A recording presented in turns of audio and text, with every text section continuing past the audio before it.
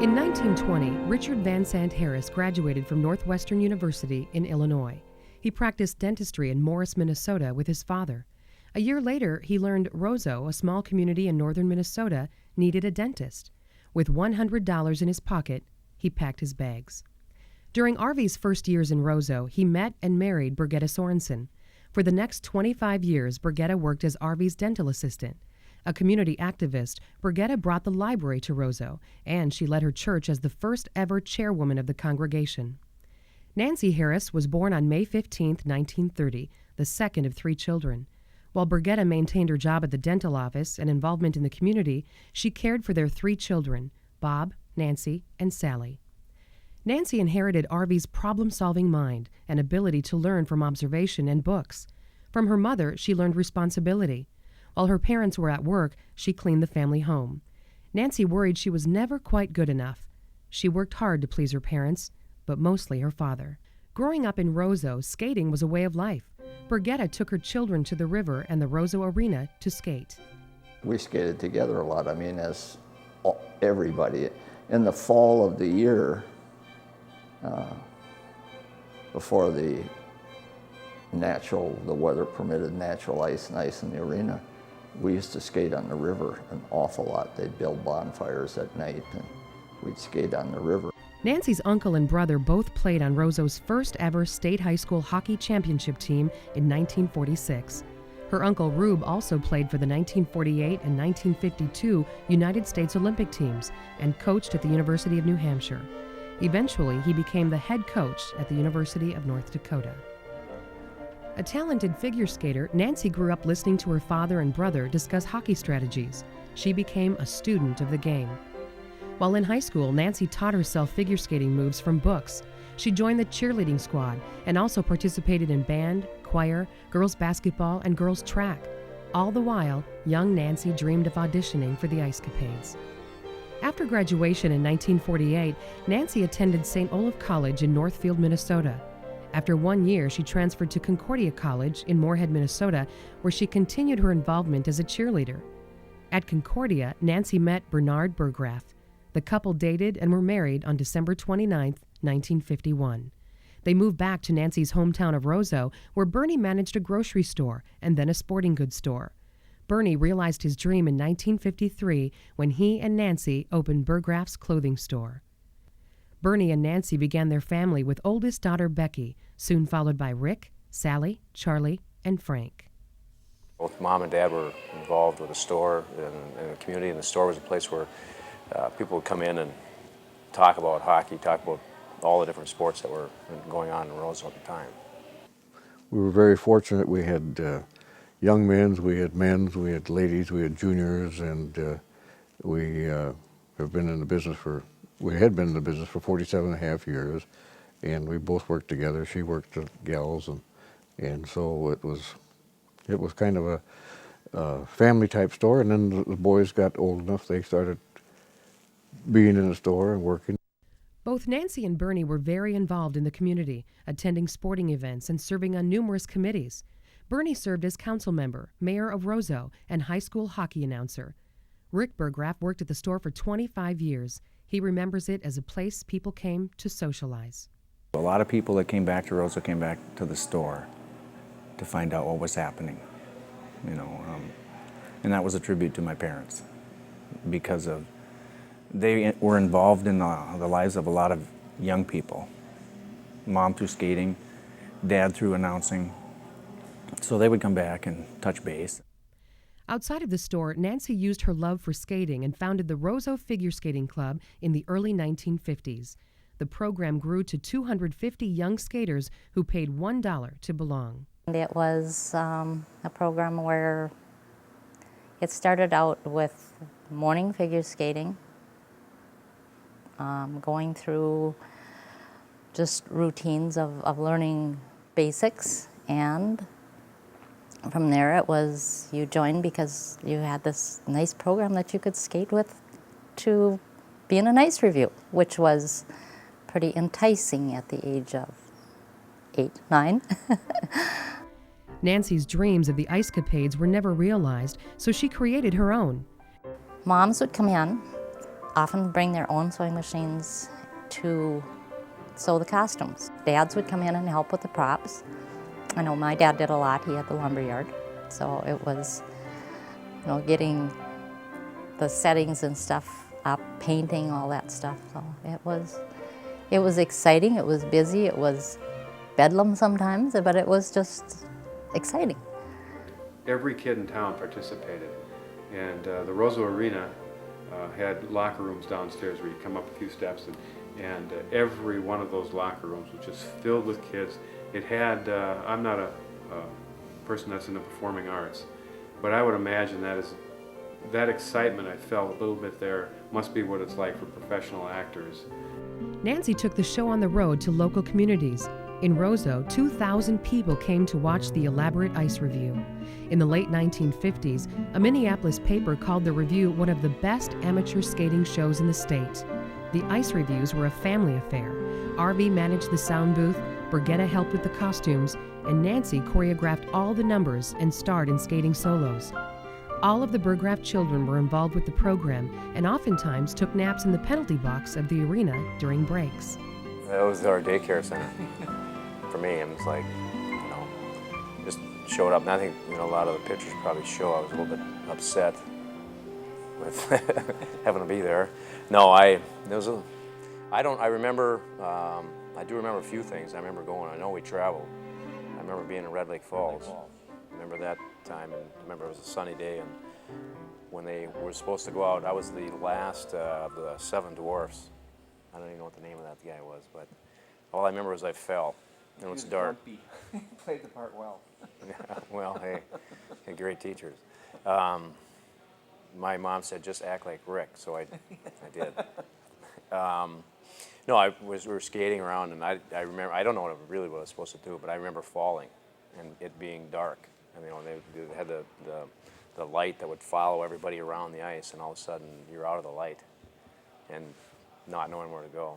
The line skating where we had the Stars and Stripes, that one was really, really fun. It was exasperating at times because if you were at the end, yes, you just kind of went flying off. Oh yeah, I was the front end of a horse. My brother was the back end of the horse, and I got into my part, and I think I sat on him and crunched his back. And I just remember just tremendous pain in my back because he hurt my back. So I just remember crying underneath there, skating around crying in there because I hurt myself. Nancy was a very graceful skater. She put everything into it. She was tough, liked perfection, but you learn to respect that she liked perfection. All 5 Burggraf children were trained by Nancy in the Saturday morning skating school. Becky and Sally helped their mom organize the skating reviews. Rick, Charlie, and Frank were also involved in the hockey program in Roseau and went on to careers at the University of North Dakota. Charlie moved to the professional ranks, skating in Germany. I don't remember when I started skating, but I know it was very early, simply because I have 3 older brothers, or 3 older siblings, brother Rick and Beck and Cook, and by that time Mom was already bringing the kids to the arena to skate. So I was at the arena, I'm sure, as an infant, not skating, but as soon as I could skate and I had skates small enough, I was on the ice. What I remember most about Mom is she was always willing to sit and listen to you talk about the game afterwards. She'd be in bed, you'd come and sit, either in the doorway or on the edge of the bed and talk about the game. But what she said is, if you're going to do it hard and do it well, regardless of the score. Every shift you go out, you just give it everything you have. And that's good advice. Like Nancy always used to say, skating has got to be like breathing. You can't think about it. In 1971, Terry Abram, the Roseau Rams hockey coach, approached Nancy. Many of the hockey players had been recruited for the skaters' waltz in the ice review and had been taking skating lessons. They were stronger skaters. Abram asked Nancy to come and teach the hockey team some basic skating skills in preseason practices. Terry didn't want us to lose any of our legs, our skills getting ready for the high school season. So we got Nancy involved in the power skating. He couldn't be there because of the school rules, but Nancy could. So Nancy started with the power skating, I believe, at that time, and put us through 2 weeks of conditioning. Bruce Olson, the current Roseau High School hockey coach, played on the high school team when Nancy first started her power skating training. She went from her skills into getting into the mind of the hockey player and how mentally tough you had to be. So, you know, that's what I noticed from having her to being a coach and then listening to her throughout the years. She was kind of just getting started out in the power skating business when we were at the higher youth level Bantams high school team. So we were kind of fortunate to be probably one of the first groups that got to experience what she could do for us. She made kids, like I say, stop to the left, stop to the right, just covered everything that involved skating that normal coaches wouldn't spend any time doing. She is very strong-willed, a very competitive person, a very compassionate person, and I believe that she wanted to give something back to not only the community, the players, and certainly it grew bigger than that for her. And everybody loved having her around and appreciated what she was able to do for them. Nancy possessed a unique knowledge of the game. She had an ability to see the mechanics of the human body and what could be changed in a player's technique to give them more powerful strides. But her coaching and teaching went beyond the ice. She'd pull somebody aside and she could tell that the hockey player was struggling either with the technique or struggling with the game. And that's when I think Nancy sat down and then met more of a one-on-one with that person. I think Nancy was a pioneer in her power skating clinics that she put on. She analyzed the stride, she analyzed the muscles that you use, and she certainly was an asset to the whole game of hockey, not only to the city of Roseau and the players that she worked with outside. My first memories of Nancy are about the same as my first memories of hockey, just because they happened at about the same time. Because right when we went on the ice, when we were first able to skate, we were put in Nancy's clinic. Nancy incorporated something that hockey in northern Minnesota had never seen before: power skating. This concept was just being integrated into other skating programs around the U.S.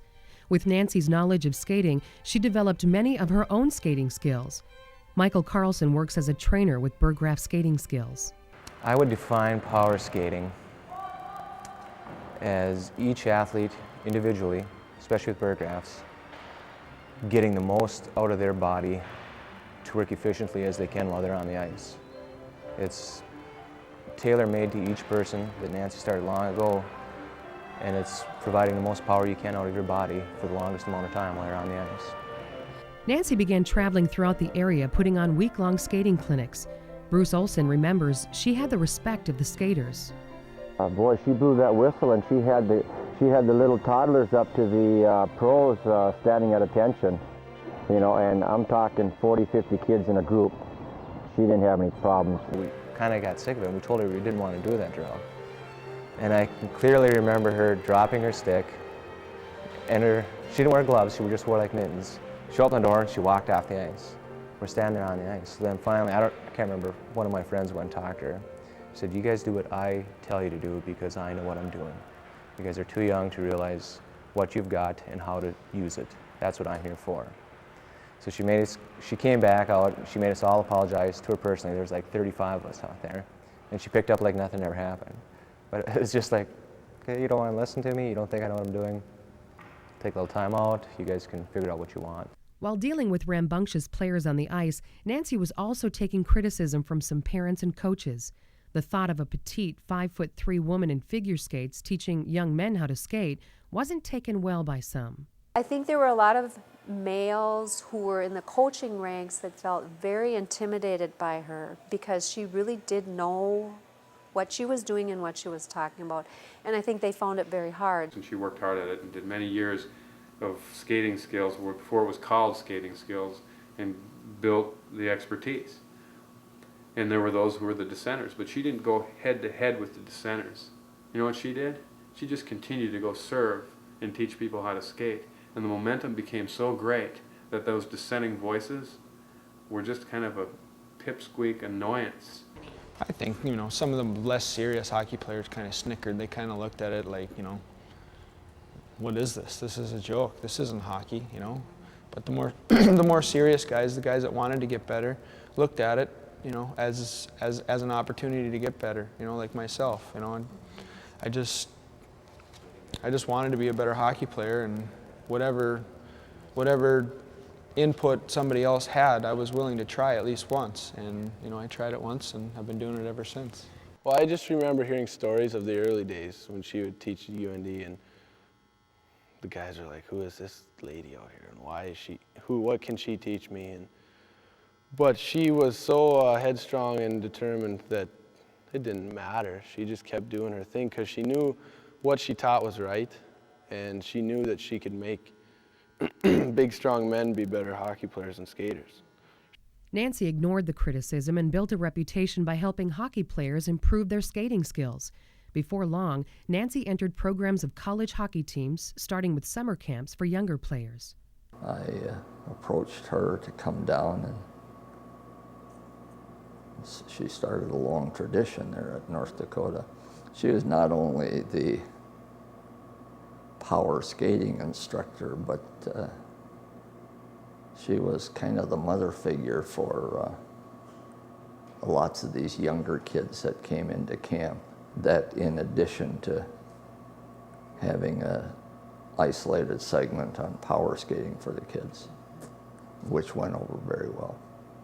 Dean Blaze was an assistant coach at the University of North Dakota for 9 years. She was basically our biggest selling point for the hockey school. When we featured something, it was, it's a great school with more ice time and probably cheaper than most schools in the United States.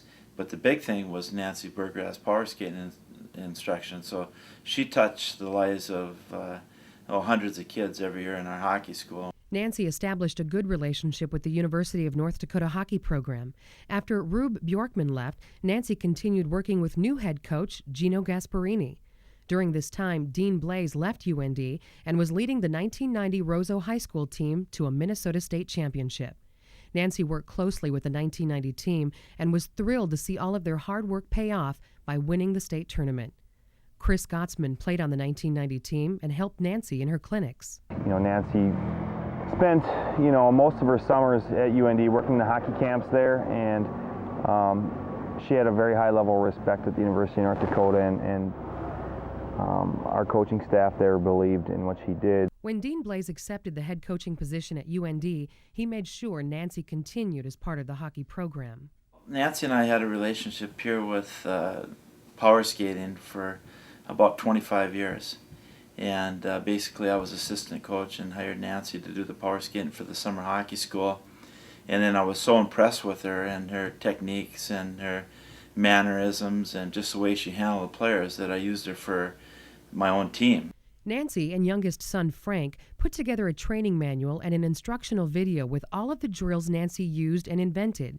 After filming in the spring of 1992 and battling melting ice conditions in the arena, the final product was Stick Down, Head Up, Burggraf skating skills. Even more than 10 years after its debut, the video is still selling many copies in the U.S. and Canada, from children first learning to skate all the way up to the stars of the National Hockey League. I guess when I was younger, I didn't really understand what she was doing exactly, but as I grew older, I realized just how much sense it really made. We all took it for granted when we were kids going through this stuff she was doing.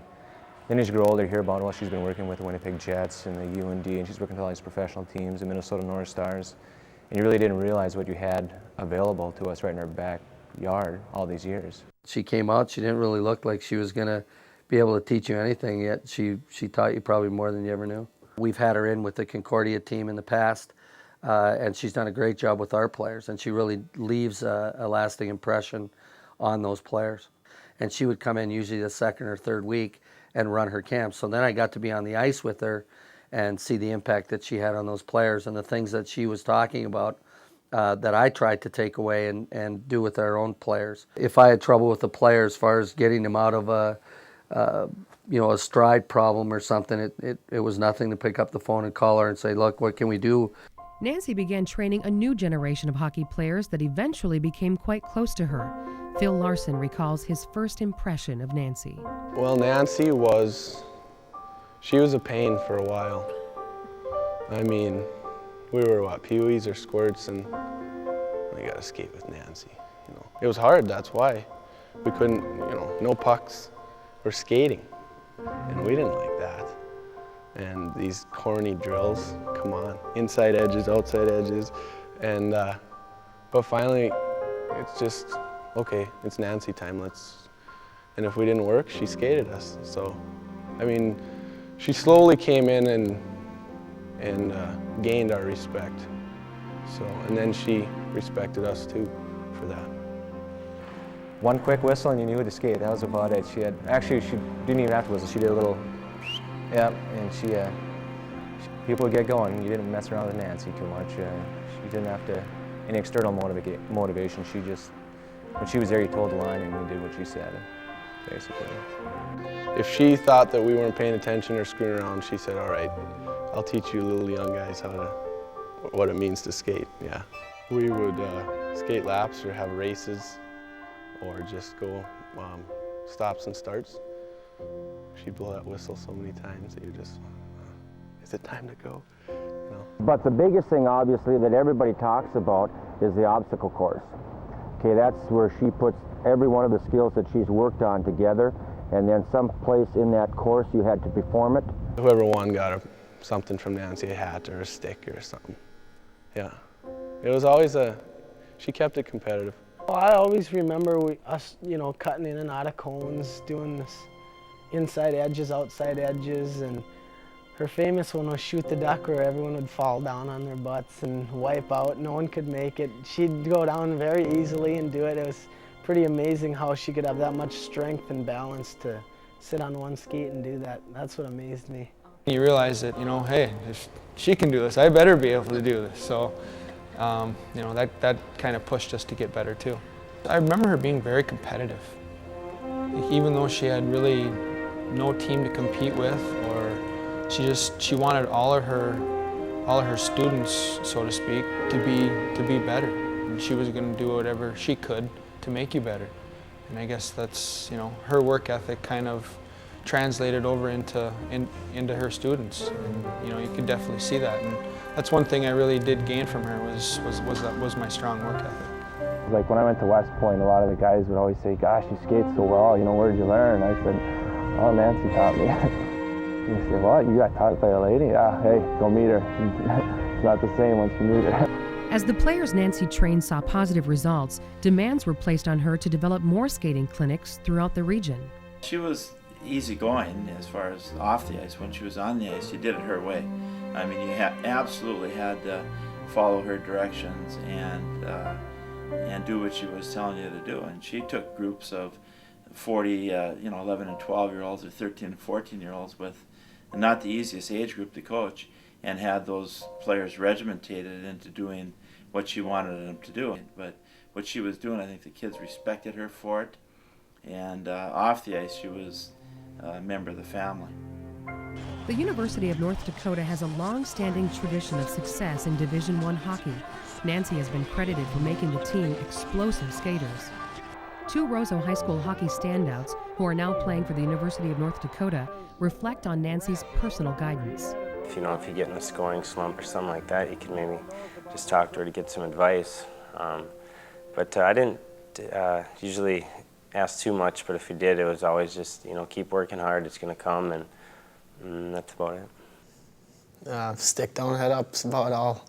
I mean, that was a big thing of what she preached, and I don't know, just stick to the basics and don't make things too complicated and do what's expected. Nancy saw how beneficial the skating training was for players on the ice. They called it voodoo hockey. She also began to incorporate nutritional plans and weight programs for players to help their game off the ice. This gave players another competitive edge. She had a gift for being able to look at a hockey player, tell what he was having problems with and how to improve those things. And some of them could be very elementary, just the way, a muscle group that wasn't strong enough to perform what needed to be done. Those kinds of things, or just the basic keeping your stick down and your head up, bending your knees, sitting back just a little bit. Those kinds of fine-tuning, plus the basic skating skills aspect of it.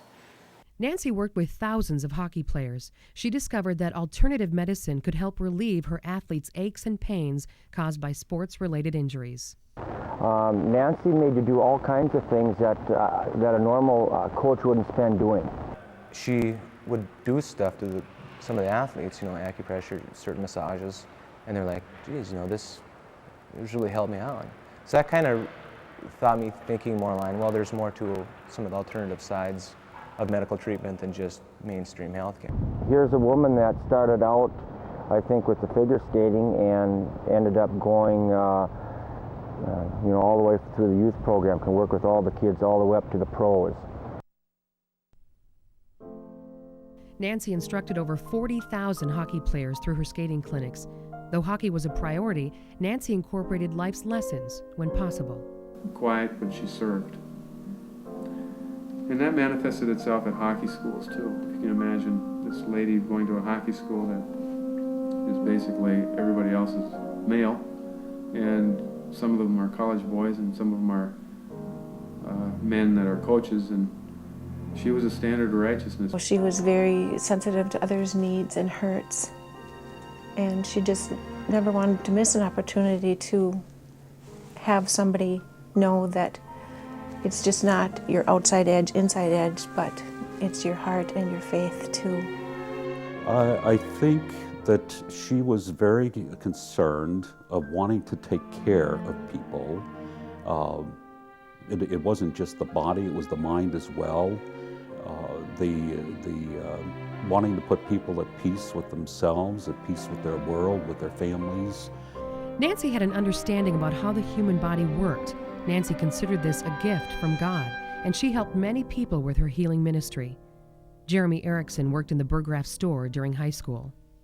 I'd get a headache. I remember getting headaches, and I'd tell her about it, ask her if she had some like Excedrin or some Tylenol or something like that. And she asked me to come up and give me her left hand. After she had me describe to her what kind of a headache it was, she said, give me your left hand. And she took my hand and she started pinching it, or something like that, and told me to just relax and like take a deep breath, close my eyes or whatever. And in about 30 seconds, she just stopped and she looked up at me and she said, it's gone, isn't it? And I just kind of smiled. I got the goosebumps and I'm like, yeah, it's gone. I mean, that's better than Tylenol. We even had some of the doctors at the hospital here would call her, would you go to room 12? We'd like to have you just do some hands-on work. These are MDs. And without any fanfare, we just go, and there are many of them that were dying from cancer that she spent hours in the evening just being there and do the hands-on, relieving the pressures and yeah, astronomical. I knew she was doing it because of the labor of love, so you just go along with it.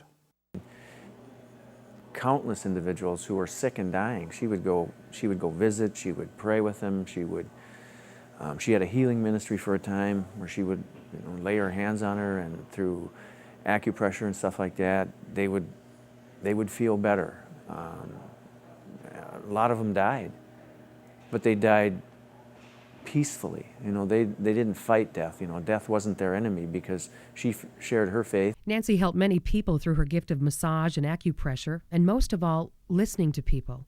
She decided to get formal training, and so she became an EMT. She did then work with the ambulance crews, and I was there several times when she was called out of the store and came back rather somber.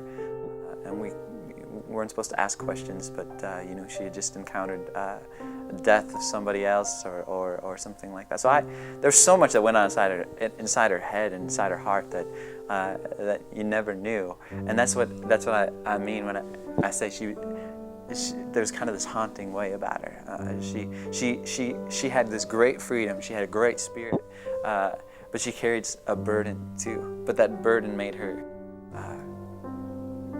soft and incredibly compassionate.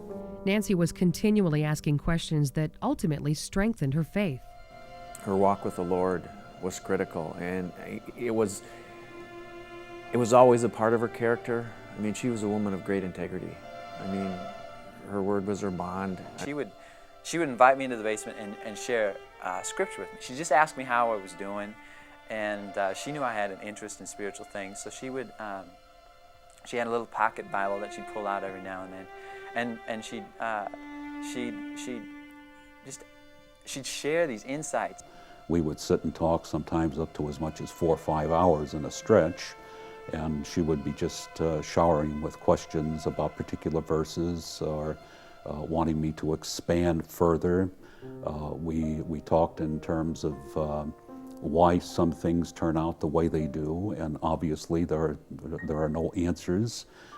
We have to take it simply on a matter of faith. Nancy's faith was tested when her mother, Burggraf, discovered she had cancer. Nancy cared for her mother during this time. She bathed her mom and massaged her back, hands, and feet. Pastor Lou remembers what a hard time this was. And Nancy was very concerned about wanting to do something to assist her mother, so this was a very trying experience. She, like any child, would go with feelings of, how shall I say it, remorse that she wasn't able to do more for her mother than what she could. Burggraf passed away in December of 1995. Shortly after her mother's death, Nancy began having health problems. Numerous doctor visits found nothing, and Nancy's condition was attributed to stress from her workload and her mother's death.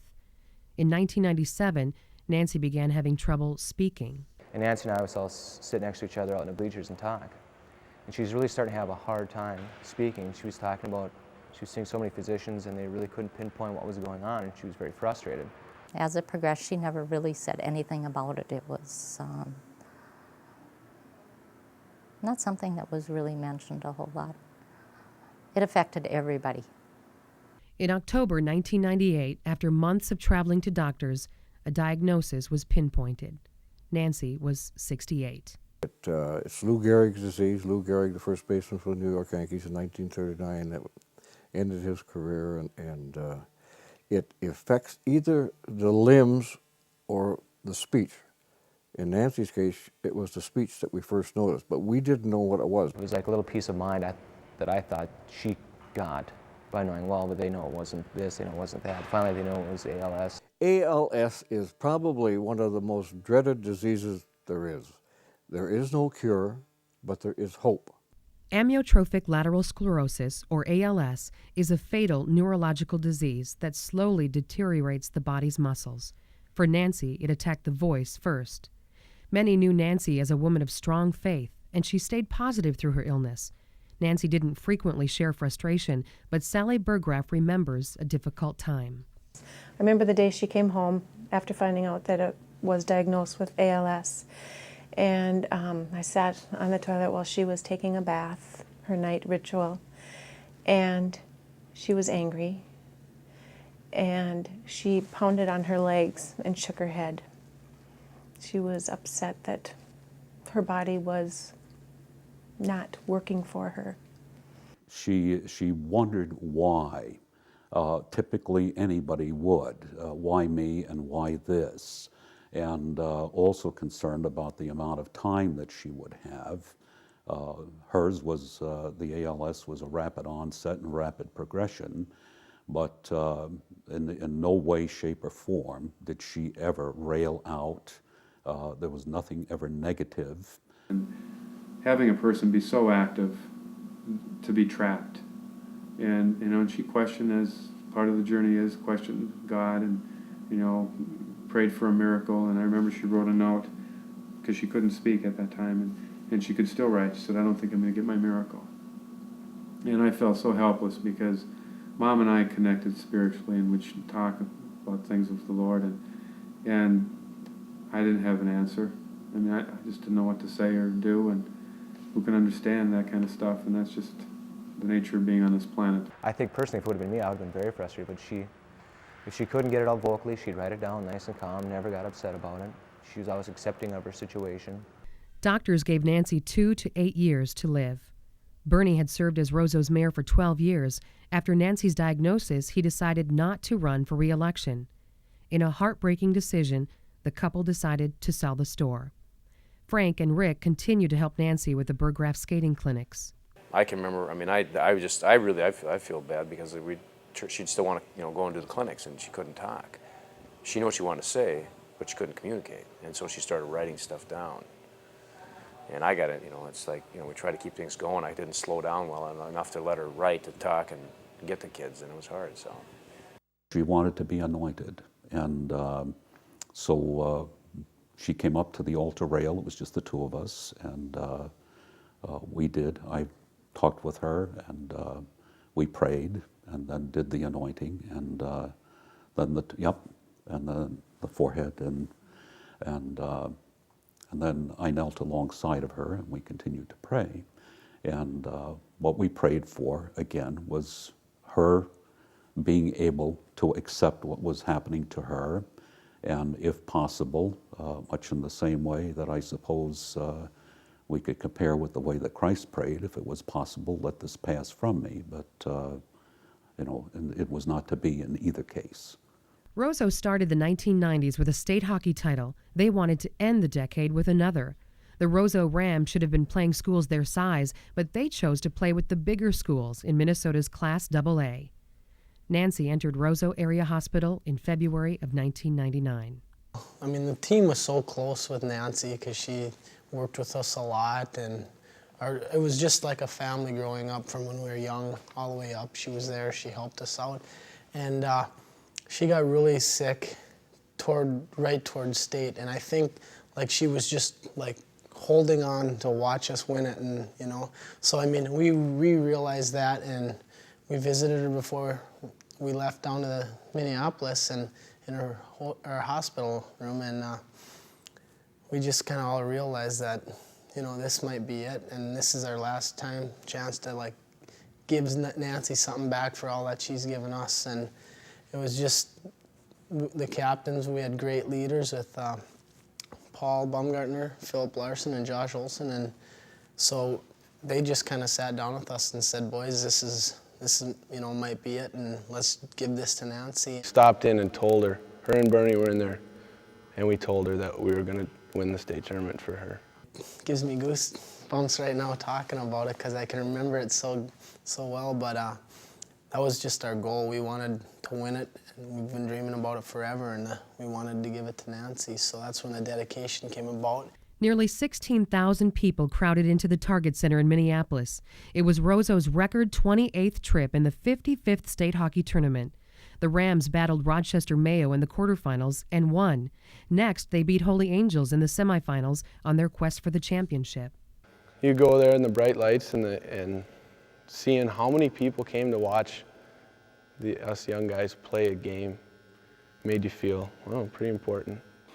There was no way we were going to lose that game. We wanted to win it for her because they've been down to the state tournaments forever, her and Bernie, and then not to be able to be down there watching us, because this is the team that we all knew we could win it with, and when she couldn't be down there, it was really simple. We were going to win it for her.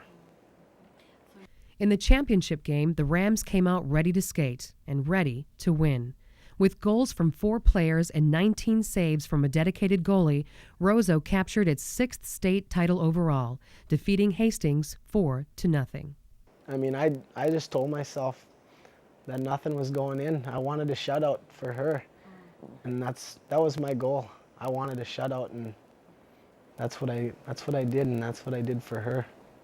Paul and I were on the ice, and we kind of said we should tell them to stay out here. We have something to say after we get our awards. And they got a hold of the TV commentator and said, hey, we want to have a couple of minutes. Will you follow us?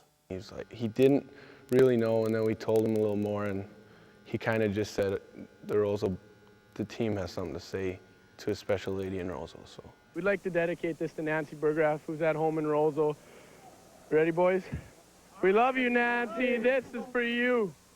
Yes. Thanks, Nancy. Thanks, Nancy. That's for all the work she does to us. She told us to go down here and go for the top, and that's what we did. And he skated toward the camera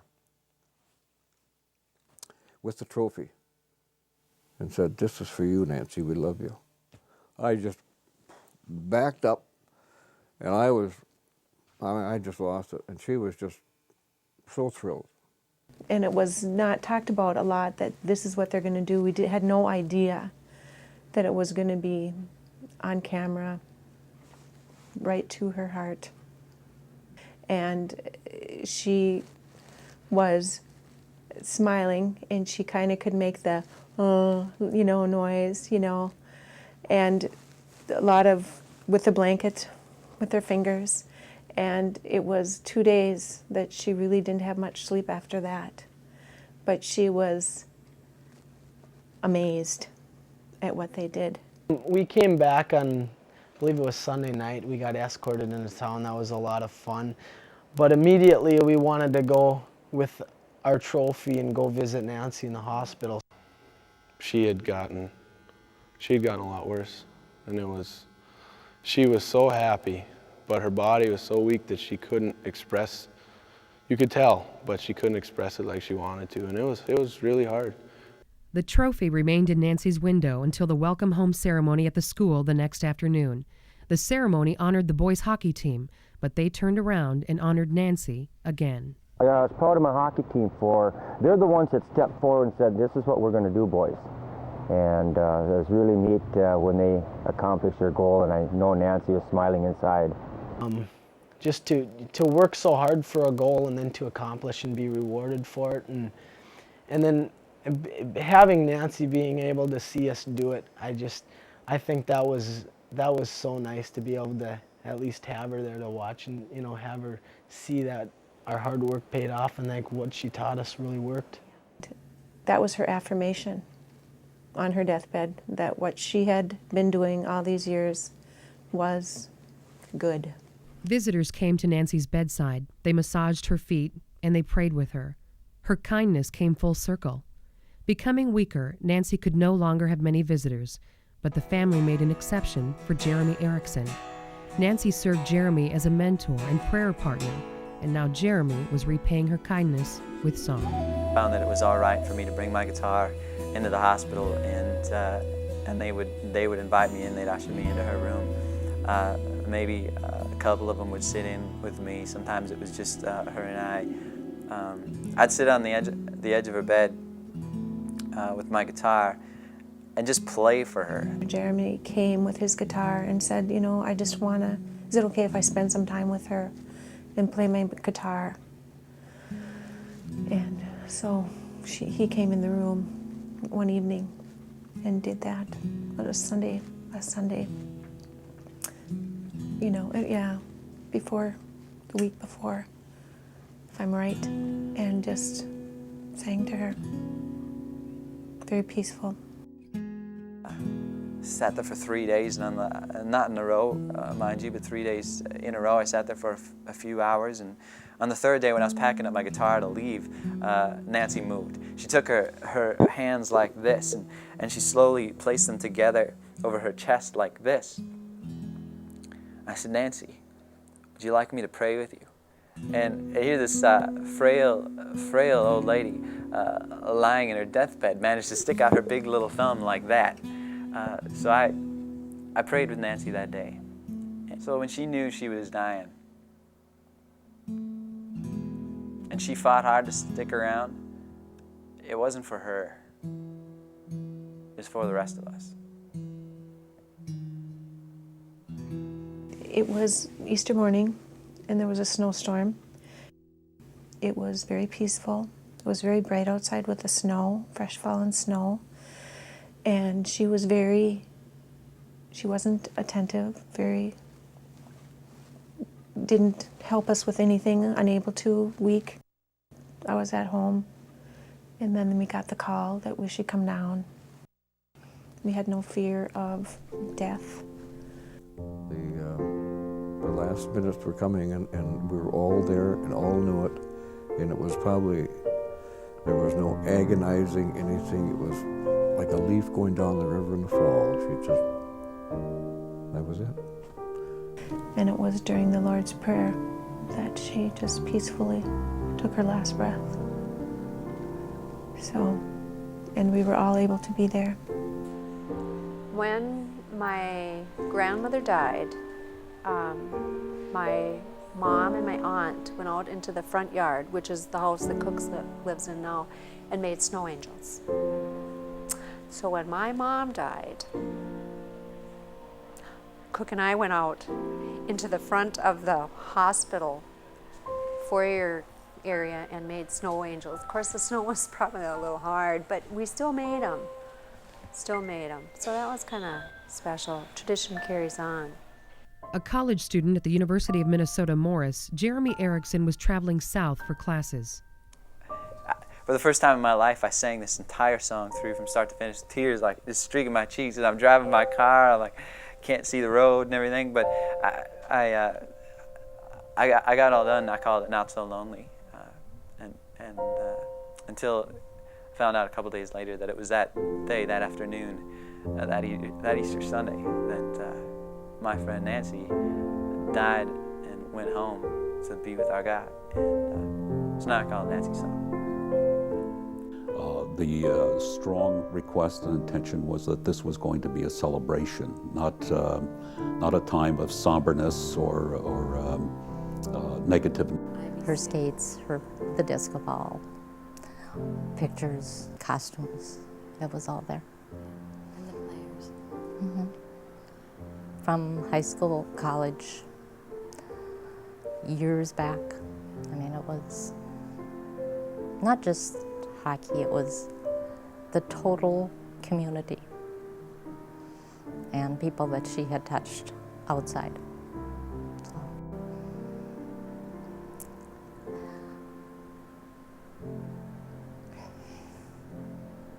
It was devastating. It was a celebration. When we came, the high school team and the Sioux team were lined up, and when you walk through that corridor, I almost lost it, but I thought I can't do it for the kids. I said, "You got to hang in there, and we're gonna witness for Mom." The UND, University of North Dakota hockey team was there. It's the first time that I have gone to a cemetery with 2 buses preceding the funeral cortege, and it was strictly family and the hockey players that were to go, no one else. And I have never seen rough and tumble guys with such respect and such composed demeanor, and yet very emotional. She had touched every one of their lives. I mean, no one, after she'd been diagnosed with it, and she said that it wasn't real clear, and I wish I would have kept it, you know, and I found some other notes that she had written, and she said, "We're all dying. Some of us just at a faster rate." You know, but I thought that I'd be really struggling more than I am, and you know, there's that, you know, from a faith standpoint, you know that there's more to this than. And when she passed away, I must have received 100 phone calls from players in the National Hockey League, former All-Americans that left here, and realized that Nancy was close to the program and a real special person. Probably the most influential person that I've known in hockey, and I've known quite a few, but Nancy was right up there with them. Lee Gorin and Mike Commodore, University of North Dakota juniors, were drafted for the NHL. We were sitting there watching television, and it came out that it's possible that Mike Commodore and Lee Gorin were going to forego their last season at the University of North Dakota and turn pro. And they would get about a $200,000 signing bonus. So she had, like that meant paper. So she wanted Mike Commodore and Lee Gorin to stay another year, and she passed that on to him before she passed away. She said, "Tell Mike and Lee to stay in UND, Nancy B." So the day of the funeral, the University of North Dakota was the honorary pallbearers. They came and I handed that to Lee. And they got on the team bus and went back. That the last was, I just gave it to him. And 4 days later it came out in the paper that Lee Gorin and Mike Commodore were going to honor the last request of Nancy. They're going to stay at UND.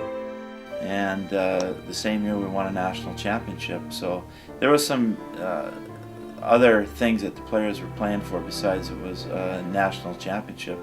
And we feel it was partly due to Nancy Burggraf. She's a legend. I mean, what she started is phenomenal. And what she accomplished while she was doing this is absolutely phenomenal. Well, I guess she'll just always be remembered as a pioneer in the power skating business. You knew you were going to miss somebody that was very valuable to the hockey world. I think it's changed the way coaches are looking at their team. It's a way for us to carry on her legacy and what she was all about. Coaches now are focusing more on maybe a 2 or a 3 week period at the start of a season where you're dealing specifically with strength building power skating drills. I always think back about Nancy, what Nancy did, her stuff, her drills, and I always start out my practice doing her stuff. We spent probably a week and a half to 2 weeks just on power skating on a lot of things that she talked about. I mean, I'll always remember her as just one of the nicest ladies I've ever met, and I thank God for the opportunity that I got to meet her, because she made me a better hockey player. Every time I step on the ice, Nancy's with me. Remember, work hard, keep your stick down, and your head up.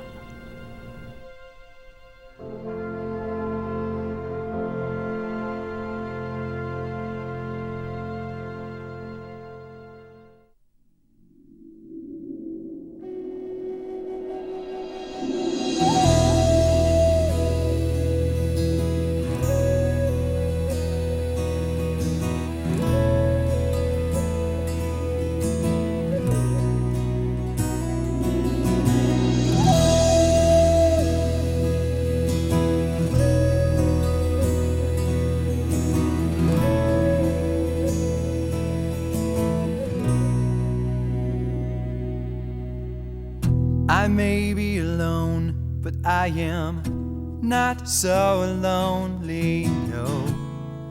Not as far as I can tell. No, I may be frail, but I am not so afraid, no. I'm not dependent on myself, and I won't go alone. 'Cause I will look up to the mountains, and I will see my Savior coming with all the love I've longed to know. And I will listen to the heavens, and I will hear my Father laughing, telling me it's time to go. And I won't go alone.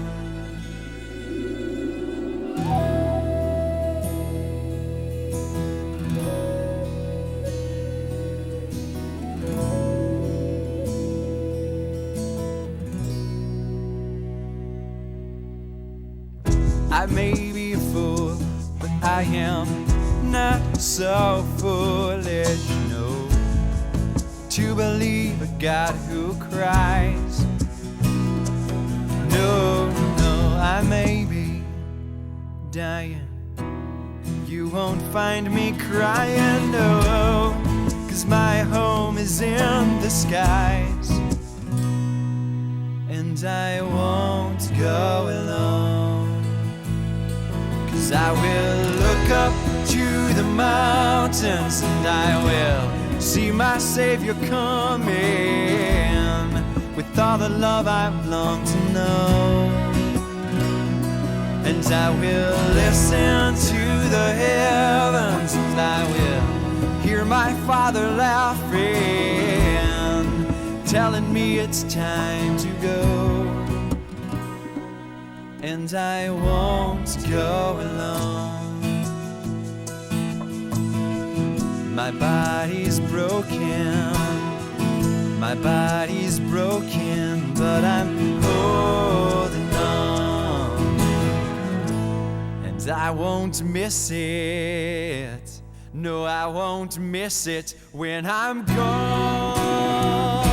'Cause I will look up to the mountains, and I will see my Savior coming with all the love I've longed to know. And I will listen to the heavens, and I will hear my Father laughing, telling me it's and I won't go alone. No, I won't go alone. No, I